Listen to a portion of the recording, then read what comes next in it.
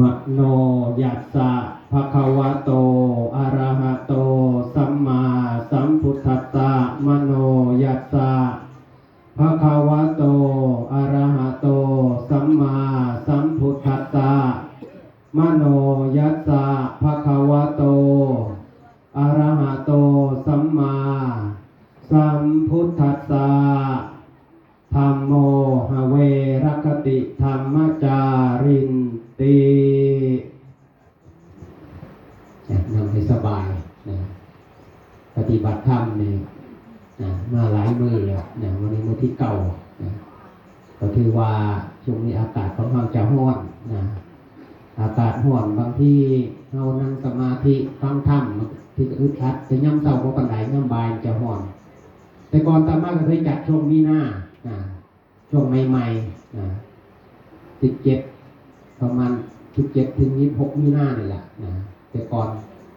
มันร้อนหลายก็เลยปี62เลยเลื่อนไปไว้19ถึง28มกราเลื่อนมาจากมีนาจนฮอดซุมื้อนี่ของวัดไสงามก็เฮ็ดมา20กว่าปีแล้วซุมื้อเฮ็ดบ่ยากเฮ็ดง่ายๆโยมก็บ่หลาย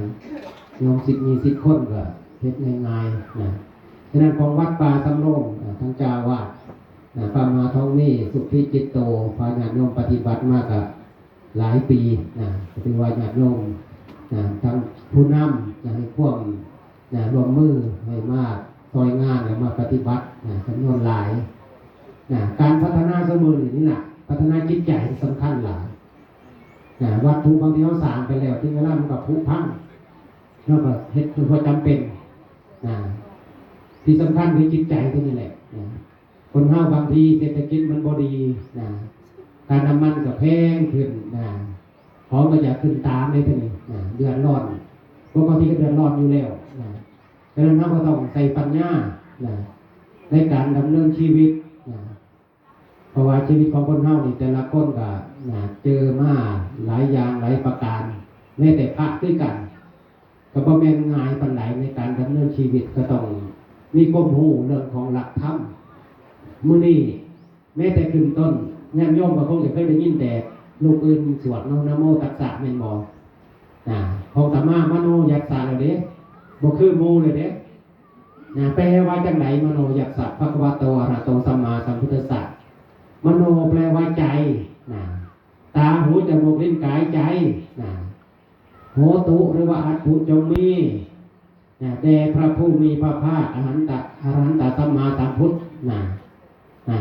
พระองค์ใดยัสสะองค์ใดแล้วมันก็จะมีนะโมตัสสะภะคะวะโตอะระหะโตสัมมาสัมพุทธัสสะมารับขอความนอบน้อมจงมีแด่พระผู้มีพระภาคอรหันตสัมมาสัมพุทธะพระองค์นั้นเป็นหมอสมบูรณ์แบบนี้นั้นภาษาบาลีเกินประโยคยะประโยคตะ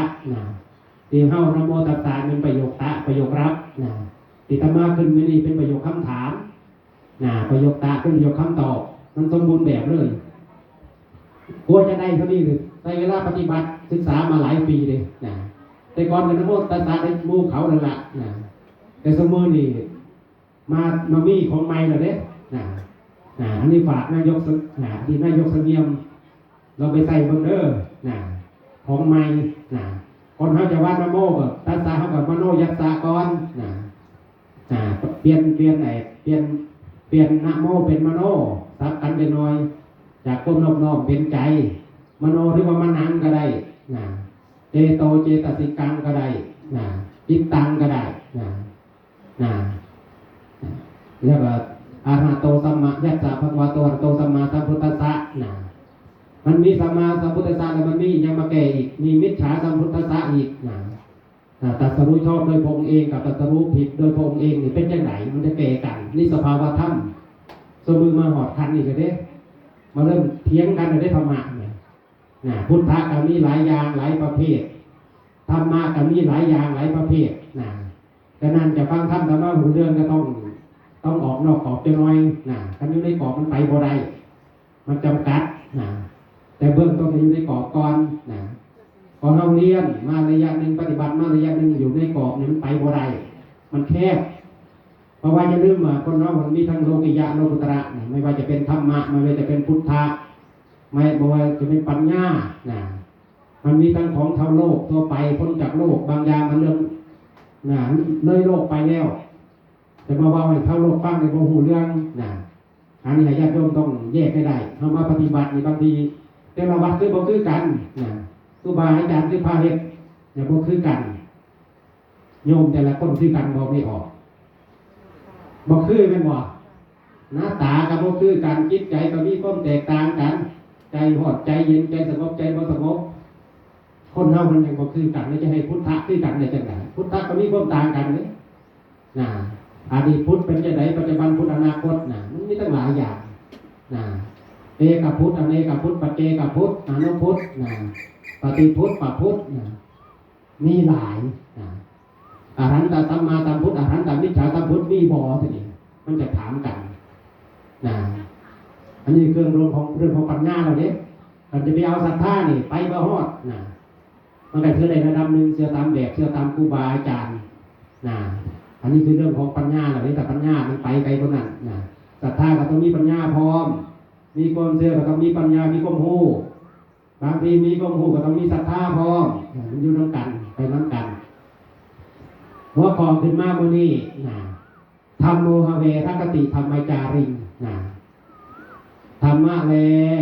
ย่อมรักษาผู้ปฏิบัติธรรมผู้ประพฤติธรรมเป็นปกติหรือเป็นประจำธรรมะตัวนี้พันพระได้บอกมาเป็นธรรมหยังตัวนี้เป็นกลางกลางถ้าก็ต้องมาถามว่าธรรมะคืออะไรนะสภาวะที่ทรงไหวนะไม่ว่าจะเป็นอดีตธรรมก็เป็นอดีตธรรมโมหเวรคติอดีตธรรมจาริงอดีตธรรมแลย่อมรักษาผู้ประพฤติอดีตธรรมปัจจุบันธรรมโมหเวรคติปัจจุบันธรรมจาริงปัจจุบันธรรมแลย่อมรักษาผู้ประพฤติผู้ปฏิบัติปัจจุบันธรรมอนาคตธรรมโมหเวรคติอนาคตธรรมจาริงนะอนาคตธรรมธรรมที่ยังมาประทันหอดประทันถึงย่อมรักษาผู้ปฏิบัติธรรมที่ยังมาประทันหอดประทันถึงนะมันขยายได้หลายอย่างนะคำว่าธรรมะตัวเดียวกุศลธรรมอกุศลธรรมอภยกตธรรมกัลยาณธรรมปาปธรรมนะของสัวก็เป็นธรรมะที่กันได้ธรรมะสัวธรรมะดีธรรมะฉลาดธรรมะกลางกลางธรรมะภายนอกธรรมะภายในธรรมะหยาบธรรมะละเอียดธรรมะเลวทรามธรรมะประณีตเห็นบ่ธรรมะมีหลายอย่างหลายประการนะฉะนั้นเราก็ต้องเบิ่งว่าเรามาปฏิบัติธรรมนี่มาปฏิบัติธรรมอย่างน้อยเนาะต้องฮู้เด้มาปฏิบัติสติธรรมบ่สัมปชัญญะธรรมบ่สติความหุดระลึกได้ระลึกได้อย่างแน่พอไม่ระลึกได้อย่างเดียวสติแปลว่ามีอยู่ก็ได้คำว่าสติตัวเดียวนี่สัมปชัญญะความรู้ตัวพร้อมหรือว่าตัวปัญญาคนเฮาปฏิบัติธรรมนี่คันบ่มีสติมีสัมปชัญญะนี่มันไปยากเบื้องต้นเฮาผู้ว่าปฏิบัติธรรมนี่มาฝึกสติให้เฮามีความระลึกได้ขณะนั่งยืนเดินนั่งนอนกินดื่มทำพูดคิดต่างๆนี่เว้าจาต่างๆมีความหูโตมีความระลึกได้ว่ากำลังเว้ายังอยู่นี่แค่นี้เด้นี่ง่ายๆเบื้องต้นส่วนทำบุญให้ทานยังแบบให้ปกติอยู่แล้วมันเป็นเรื่องยากการที่เขาจะยกระดับจะพ้องขึ้นมาเขาก็ต้องมีความรู้มีปัญญาความรู้ก็มีหลายอย่างสุตตมยปัญญาปัญญาเกิดจากการฟังฟังธรรมเรื่องไหนเนี่ยเมื่อนี้ตั้งไว้ว่าธรรมโมหเวรคติธรรมจาริงเพิ่นว่าเรื่องธรรมะนี่รักษาผู้ปฏิบัติธรรมการที่ธรรมะจะรักษาผู้ปฏิบัติธรรมได้เขาก็ต้องปฏิบัติธรรมก่อนมันญาติโยมเนี่ยรักษาศีลนั่นแหละพอรักษาศีลได้แล้วอานิสงส์มันก็ศีลมันจะรักษาเฮามันย้อนมากลับมาหาเฮาก่อนตอนหลังธรรมะคือกันเขาจะปฏิบัติธรรมนี่ก็ต้องปฏิบัติให้มันได้ก่อนให้มันติดต่อต้นเนื่องก่อนสติธรรมสัพพัญญาธรรมเนี่ยแต่เราปฏิบัติไปแล้วสติสัมปชัญญะมันมีกำลังสติพละมันจะมีกำลังมันก็จะมาบนยอดมาบนเจ้าของมารักษาเจ้าของเห็นบ่เราต้องลงทุนก่อนเนี่ยบางทีเป็นพาสวดโดนเป็นชั่วโมงอยู่สิพานางเป็นชั่วโมงพายางเป็นชั่วโมงมันก็ต้องสูงต้องอดทนเพราะว่าคนที่จะปฏิบัติธรรมอยากประสบผลสำเร็จต้องผ่านความยากลำบากอันนี้ก็สบายแต่มาไปอยู่ต้องเข้าคิดจะกูดลำบากก็ลำบากต้องหุ้ม อาหารฉันเองนะช่วงงานก็ลงไปสันของงานแล้วเขาก็ต้องเตรียมเสบียงไว้เก็บไว้ปีหนึ่งแต่ก่อนแต่ปี2540นี่อยู่ปีหนึ่ง4-5 เดือนเก็บตัวอยู่ทั้งผู้นะลงก่อนเข้าพรรษาจนสามารถได้มาอยู่บ้านย่างกว่าอีปี48เลยโอกาสขึ้นเลยบ่ใครมีเลยระยะเวลาที่ไปปฏิบัติอยู่ทั้งหันนี่มันดีกว่าอยู่ข้างหลังไม่ออกระหว่างเราอยู่กับสำนักอยู่กับหมู่คณะนี่สงบมันได้บ่คักปานใดนะแต่พอเอาขึ้นไปทั้งผู้นี่เงียบนะช่วงงานแล้วนี่มันคนขึ้นไปบ่ใครมีเลยเอาอยู่คนเดียวการที่เอาอยู่คนเดียวมันดีจังไหน1ปิดวาจาโดยอัตโนมัติบ่ได้บอกกับผู้ใด2นะเอาได้เบิ่งเจ้าของตลอดเวลาอยู่ทั้งผู้นี่มันสงัดถึงขนาดใบไม้ร่นกระยินเด้มันย่านผีกันมาปฏิบัติทั้งสิ่งสงบยากของธรรมะนี่ไปอยู่ตามตำราพันธุ์มาพงกับไปอยู่เด้ตอน2539ไปอยู่ตั้งแต่กุมภาพันธ์พฤษภาพยายามฝึกตามระบบตามระเบียบเพิ่นก็ยังไปยากแต่พออยู่ทั้งผู้นี่มันโดยธรรมชาติของเรามันย่านผีอยู่แล้วย่านสร้างย่านเสือต่างๆนี่การที่เราไปอยู่มองมันย่านมันดีจังไหนมันบอกกล้าคิดบ่ต้องไปบังคับเลยมันจะคิดไปเลยนึงกับมันย่านผีกับกลับขึ้นมาจะคิดไปแต่น้อยกับย่านสร้างย่านเสียกลับมาขึ้นโอ้ยมันดีจริงสิตัวปฏิบัติเห็นพอประสบการณ์ระหว่างเราอยู่ในสำนักอยู่กับหมู่คณะนี่มันบ่เป็นในอาการอย่างสี่มันต้องไปอยู่ผู้เดียวยืนผู้เดียวนั่งผู้เดียวนอนผู้เดียว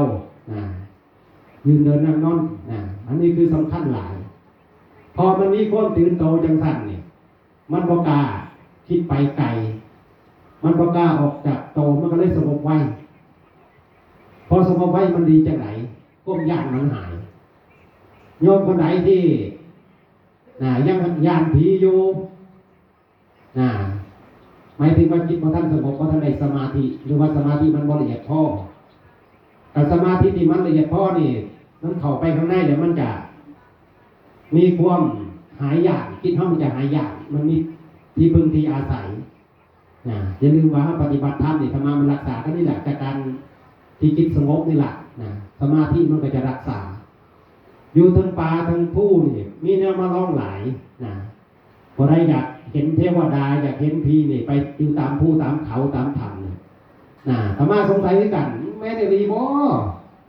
เรียนหนังสือคนบอกว่าเทวดาจังสันจังสี่มันก็เคยเห็นว่าท่านก็ยังสงสัยอยู่ไอ้คนที่อยากหู้นี่ล่ะเป็นคนที่ดื้อจังหน่อยเลยพอไปปฏิบัติเนี่ยเห็นเลยว่าโอ้ครูบาอาจารย์ในภาคละเอียดตรงนี้บางทีเขาตั้งใจปฏิบัติตึงโพดมันก็บ่ได้มันบ่สงบเขาตั้งใจโพดหลายโพดคันบ่ตั้งใจก็บ่ได้บางทีนั่งอยู่คนเดียวนะเพิ่นจะมาหาแนวให้เฮาหัวเฮาอุตส่าห์ตั้งใจปฏิบัติเด้เพิ่นว่าหาเรื่องให้เฮาได้หัวเราะได้คลายเลยเห็นว่าครูบาอาจารย์มันเป็นในตามสำนักอย่างเดียวมันเป็นคนอย่างเดียวแม้แต่เราเทวดารักต่างๆนี่ก็เป็นครูบาอาจารย์ที่กันมีหลายภพหลายภูมิโดยเฉพาะเฮาปฏิบัติก้มดีนี่มาลองก็มีมาสอนก็มีฉะนั้นการที่ธรรมะได้ประสบการณ์จากการปฏิบัติอยู่ทั้งผู้นั่นแหละครูบาอาจารย์เพิ่นจะมาสอนเพิ่นมาภาคละเอียดเด้กันตาบ่ดีมองบ่เห็นฉะนั้นเฮาต้องอดทนนอกจากสติสัมปชัญญะให้มันต่อเนื่องแล้วต้องมีขันติความอดทนขันติก็เป็นขันติธรรมเด้ขันติธรรมโมเวรคติขันติธรรมจาริงธรรมะคือความอดทนยอมรักษาผู้ปฏิบัติธรรมะของความอดทนเห็นบอกเฮาอยากมีขันติเฮาก็ต้องอดทนไปเรื่อยๆมันก็จะเป็นเรื่องธรรมดาบ่แม่นเรื่องยากแต่คนที่บ่เคยลำบากมากนี่จะบ่รู้ว่าขันติเป็นจังไดฉะนั้นคนที่ปฏิบัติธรรมต้องอยู่ได้ร้อนจังไดก็ต้องอยู่ได้หนาวจังไดก็ต้องอยู่ได้ฝนตกแดดออกจังไดก็ต้องอยู่ได้ถ้ามันตายในปฏิบัติธรรมเฮงดีก็ไม่ออกธรรมะว่านี่ถ้าตายในปฏิบัติธรรมนี่ได้ขึ้นสวรรค์ในนอกด้วยล่ะเพราะว่าเฮากำลังทำเพ็ญคุณงามความดีฉะนั้นบ่ต้องไปเสียดายมันจะตายตายในปฏิบัติธรรมนี่ภูมิใจเลย ฉะนั้นการที่มีประสบการณ์ไปหลายๆหม่องนะนอกจากได้เรียนรักมาแล้วประสบการณ์ไปอยู่หลายๆสำนักหลายๆผู้โรคเครียดก็หายนะปวดหัวปวดตาทรมานไปนั่งกรรมฐานในโรคเครียดหายนะนี่ไปหายอยู่ทั้งผู้หลังวัดบางบัวบานอำเภอลมศักดิ์จังหวัดเพชรบูรณ์ปี2541มีประมาณนั้นแหละนะตรงนั้นก็มาเซาเรียนบาลีนะตั้งแต่3เก่าปฏิบัติอย่างเดียวนะไปอยู่น้ำกันหลายลูกนะต้องเรียกพากันขึ้นหลายลูก4-5ลูกละสุดท้ายมูล้นกลับเบิดนะเหลือแต่มาผู้เดียวบางลูกบอกว่ามูล้นเนี่ยจะสองมาอยู่เนี่ยต้องล้นกระเผาใหญ่แต่ถ้ามาบ่ล้นสู้อยู่ผู้เดียวมีมือหนึ่งต้นแรกจังหวัดต้นแรกเนี่ยถนนไหนธรรมดานี่แหละมันเป็นความรู้สึกเป็นความรู้สึกคล้ายๆกับที่ประจรตึ๊กเต้นต้องไต่ถ้อยเน่าถึงมันติดกับพื้นนี่แหละกำหนดต้นนั้นแหละพอกำหนดไปสักพักนึงเนี่ยมันมาเห็นจิตมันมุนไปขวาด้านขวาพอสักพักนึงมันยุดมันมุนมาสายพอมันหมุนกลับเนี่ยตอนหลังมาในสมองที่เขาเคยปวดหัวทิศนี่มันหายเลยมันเป็นไปได้จังไหนนางปฏิบัติธรรมเนี่ยมันรักษาโรคได้แต่มาทรมานตั้งแต่สมัยเรียนมาตั้งแต่เป็นเนตรเนาะเล่น5 ปีพระหาพรรษาเนี่ยเรียนแบบนักสุดท้ายต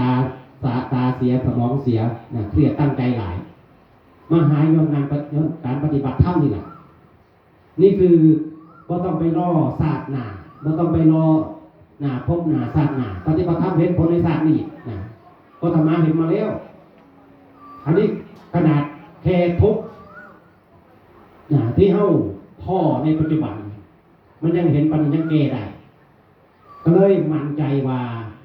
การปฏิบัติธรรมมันตรงสุดเรียนประโยคเก้ามากมันก็ยังบ่ตรงเนี่ยนั่นปัญญาอีกมากแต่ว่าท่านตรงมันยังเป็นอ้อมยุบอยู่ข้างนอกยุบแต่พอเอามาปฏิบัติธรรมนี่ยอดมหากายมหาจิตใจเจ้าของนี่กายเวทนาจิตธรรมสติปัฏฐาน4นั่นแหละให้เราพิจารณาร่างกายดินน้ำลมไฟธาตุ4อากาศวิญญาณธาตุ5-6วิญญาณธาตุมันขยายไปอีกเลยจากภูวิญญาณธาตุโสตวิญญาณธาตุ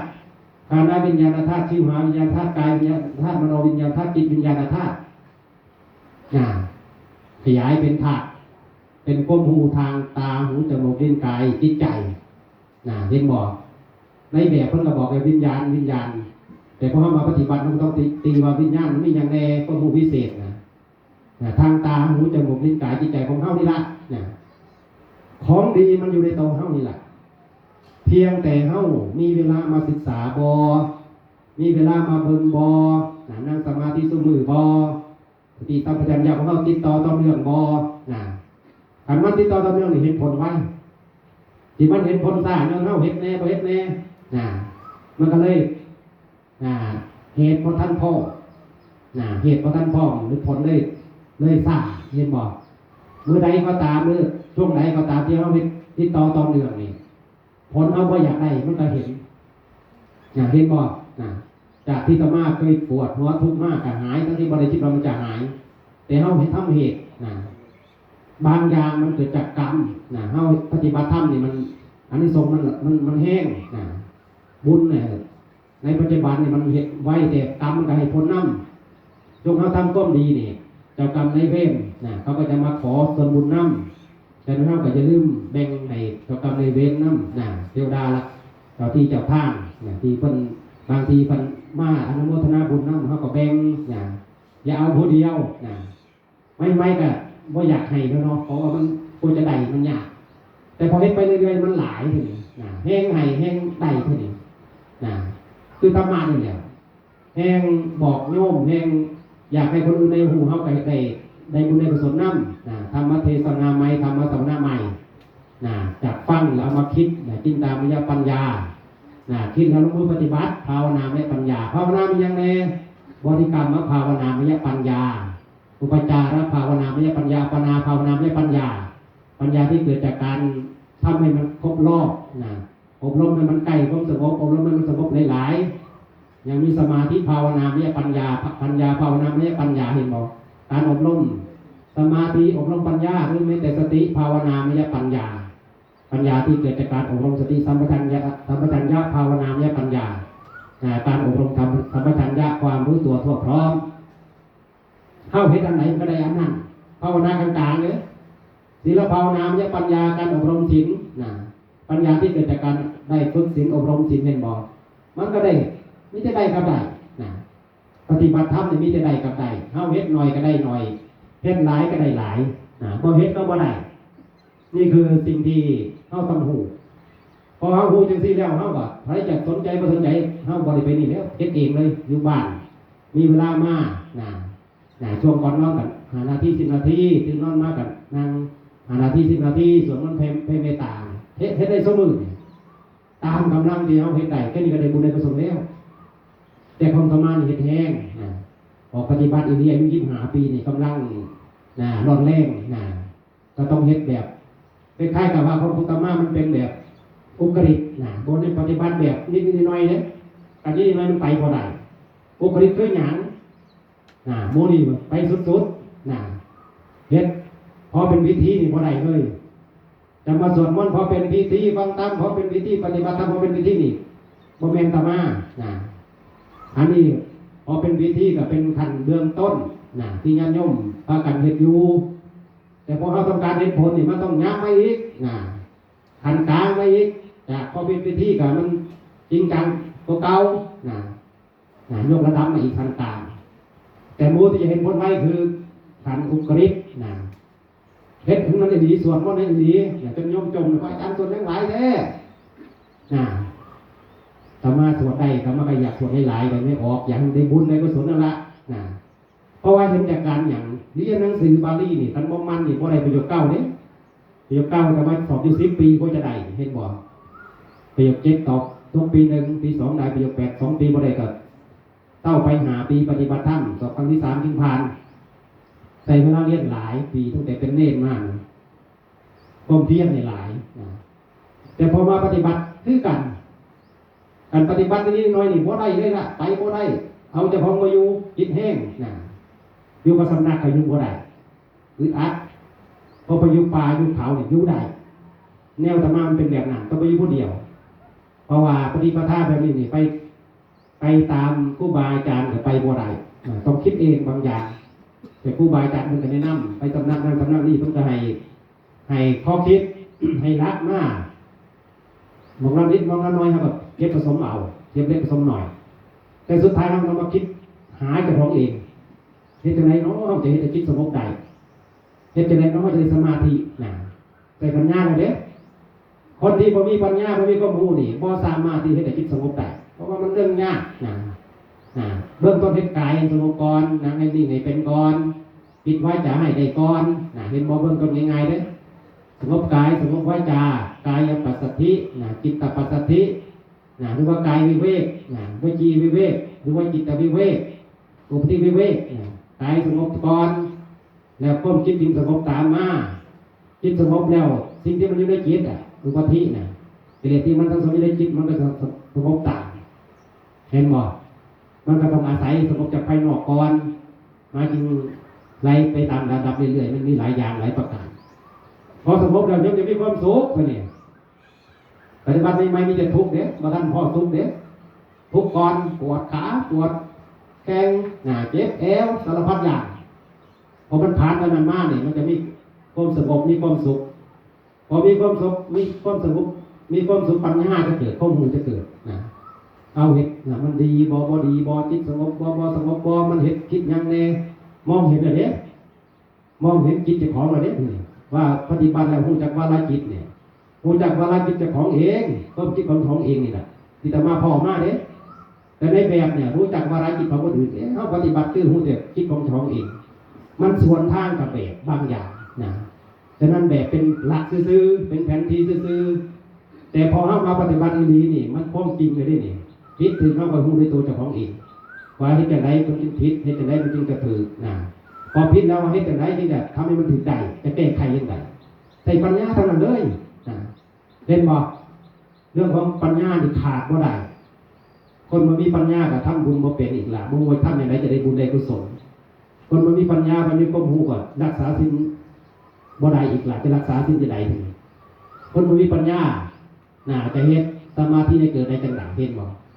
ต้องใช้ความรู้นั่นล่ะผู้น้อยผู้หลายก็ต้องฟังให้มันหลายฟังหลายๆครูบาอาจารย์นั่งฟังนอนฟังคนฟังหลายๆนี่จะได้ความรู้จากการฟังนี่ล่ะพอฟังแล้วก็ยังบ่ทันพอเอามาคิดได้ตัวนี้ต้องเว้าเรื่องนั้นเรื่องนี้มันแม่นดีบ่เอามาคิดมาพิจารณาลงมือทำเบิ่งพิสูจน์เบิ่งนี่ภาวนาเป็นการพิสูจน์เด้เอามาลองใส่เบิ่งมันได้ผลบ่ที่เฮาเรียนมานี่เห็นบ่ฉะนั้นเฮาต้องทำโดยตัวเองเพื่อตัวเองโดยตัวเองปฏิบัติธรรมเนี่ยเบื้องต้นเนี่ยให้เอาตัวเจ้าของเป็นหลักก่อนเป็นอย่างที่ว่าให้เอาเจ้าของเป็นหลักเพราะว่าในสัพพปริสัทธรรมคนหนึ่งว่าอัตตัญญูผู้รู้จักตนรู้จักอัตตัญญูตาเนี่ยแหละความรู้จักตนการทำพอปฏิบัติก็หูเนี่ยเรียนมาจนประโยคเก้าก็ยังหูจักเจ้าของอยู่เห็นบ่เป็นอย่างที่ว่าจังสัตว์เพราะว่าเขาไปเบิ่งหนังสือบนตำรากับทรงจิตออกข้างนอกมันก็เห็นตัวเจ้าของเองชัดเรียกว่าทรงจิตออกนอกมันเลยห่างตัวเจ้าของห่างธรรมแต่พอเขามาปฏิบัติรับตามาเบิ่งโอ้ในตัวเจ้าของเป็นอย่างสี่ตัวมีนั้นยังแนดินน้ำลมไฟของแข็งเป็นดินที่เป็นน้ำเป็นอาโปธาตุธาตุน้ำดินปฐวีธาตุธาตุไฟเตโชธาตุธาตุลมวายโยธาตุช่องว่างอากาศธาตุความหูวิญญาณธาตุเป็นบ่มันยังมีจักขุธาตุโสตธาตุอีกธาตุทางตาหูจมูกลิ้นกายใจธาตุทางรูปเสียงกลิ่นรสโผฏฐัพพะธรรมเป็นบ่ธาตุ18ปฏิบัติธรรมเนี่ยจากธาตุ4มาธาตุ6ธาตุ18เลยเด้ในวิปัสสนาภูมินั่นล่ะแต่นั้นหลักปฏิบัติมันอยู่ในนี่ล่ะในตัวเจ้าของนี่ล่ะเพียงแต่เฮาจะตีแตกบ่คำว่าธาตุนี่ธาตุแม่นธาตุสะเด้ธาตุสภาพเดิมหรือว่าสภาพแท้จริงของแต่ละอย่างมันเป็นจังไหนดังนั้นการปฏิบัติเพื่ออย่างเพื่อหูจักเจ้าของนั่นล่ะเพราะว่าเฮานี่เป็นคนจังไหนเป็นคนดีเดี๋ยวไปเป็นคนเรียบร้อยเดี๋ยวไปเป็นคนหูจักฟังบ่เป็นคนฝึกเจ้าของหูจักฝึกเจ้าของบ่หูจักบังคับเจ้าของบ่เป็นคนมักสินมักทานบ่เห็นบ่มันจะเริ่มชัดแล้วเด้ฉะนั้นการปฏิบัติธรรมนี่คนก็ถามว่าปฏิบัติเพื่อหยังเพื่อหูจักเจ้าของบ่สิเห็นบ่บางทีชาวโลกเขาจะหัวเราะว่าท่านหูจักเจ้าของบ่แม่นบ่บางเล็กคนเฮามันมีหลายโตเลยบ่หูจักโตนอกโตในหูเลยไป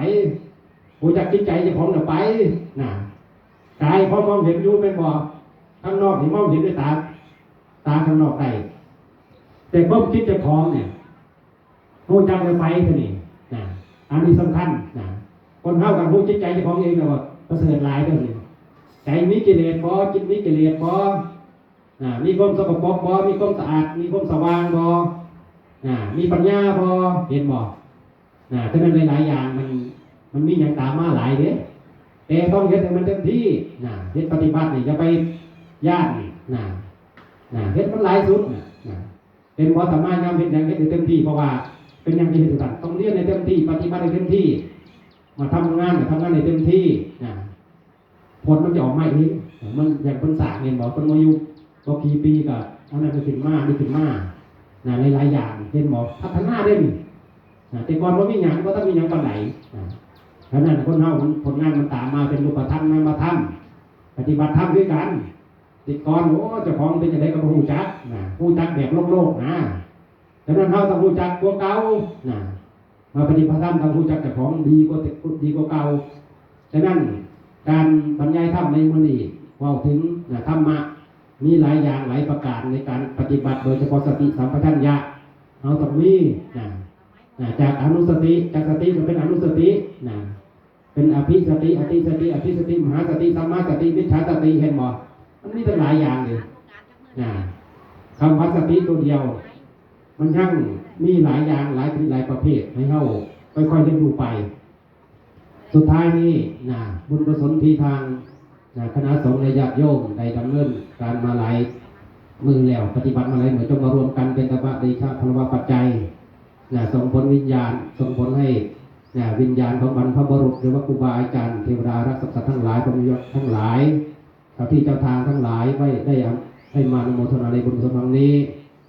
บุญกุศลที่ได้ทำในครั้งนี้จงย้อนกลับไปหาญาติโยมทุกท่านทุกคนจงประสบความสุขความเจริญด้วยกันทุกท่านทุกคนเอวังก็มีด้วยประการฉะนี้